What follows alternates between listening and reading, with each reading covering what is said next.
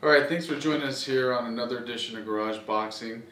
Kevin Breen, along here with the sidekick, Rob Ernster. Good to be here as always. Hey, this is a special edition of Garage Boxing, year-end edition. We've got the ho-ho-ho here for everybody, or whatever you celebrate. Christmas Eve right now. It's December 24th, 2009, and, you know, as we go into, 2010, we've got a lot to reflect on. In 2009, it was a incredible year in boxing, and when you look back, and like we're going to do here, you talk about where it started.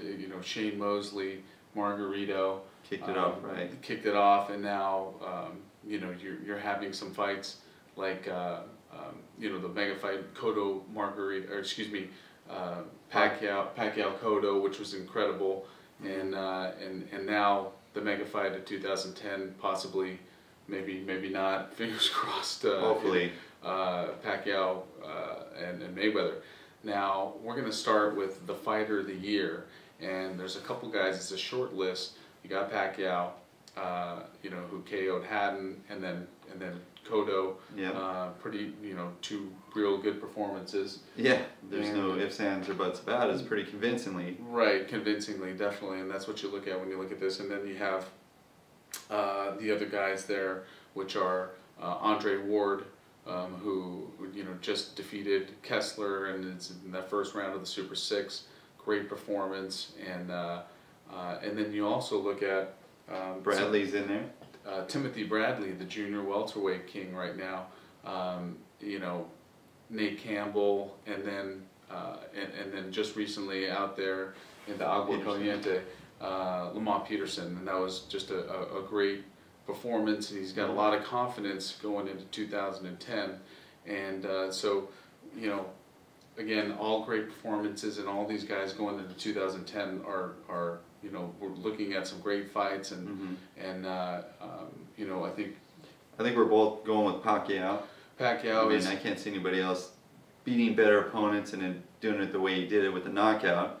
Obviously Bradley, that whole division is shaping up to be just as good as the welterweight division. Right. You got a lot of tough guys at 140. Hopefully they come together and do some sort of like Super 6 tournament at that weight class, because there's enough tough guys there. Malignaggi, Bradley, Khan. I mean, even Juan Diaz, maybe Marquez. Could fight at 140 and be competitive. Yeah, Victor Ortiz. Medina. There's all kinds of guys at that weight class. Yeah, and then of course we don't forget Devin Alexander. Oh, that's right.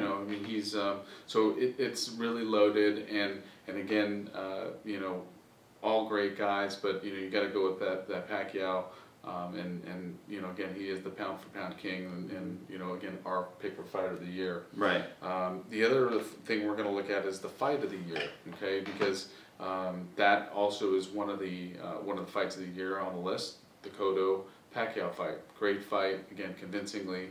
The other fights were the Lopez Magawa fight, which was just a real test of stamina and will, and just the young guy who's just putting the old guy to school, but just maybe doesn't have the experience to know that you got to have some left in the tank to finish the fight, and again, we're going to see both guys early next year fighting on the same card but separately, and so that'll be good.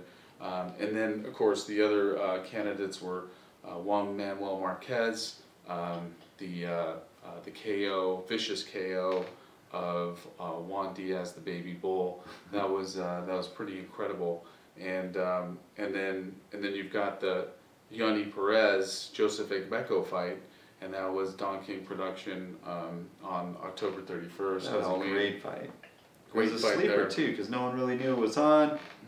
Like you said, it was on Halloween, so most guys are out trick or treating, passing out candy. Right. We were watching that fight, and that was just a treat for us. On Halloween. So it was a great fight, and then after that, later on in the year, was of course the Paul Williams Martinez. I'll say one in part one, because hopefully that's there's going to be another one. No one wants to fight either one of those guys except each other. Right. Yeah. So they're going to have to do it again, and who knows? Like you say, styles make the fight. You got a guy who's aggressive, throws a lot of punches at Paul Williams, against a guy who's also southpaw, who's got great footwork, and he's quick enough to stop him in his tracks before Paul Williams could get up and running. And then the rounds were just going by. They were so close.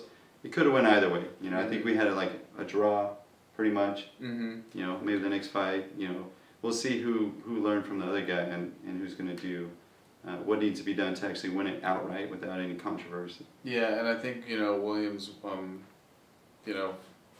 won the fight maybe by the narrowest of margins, and you maybe would have liked to see a draw, but the most important thing now is that you want to see a second fight. And so again, that fight was great, and with the other fights that we mentioned, I think I'm going to go with that lesser known fight, Agbeko Perez. Yeah. There were no knockdowns. Agbeko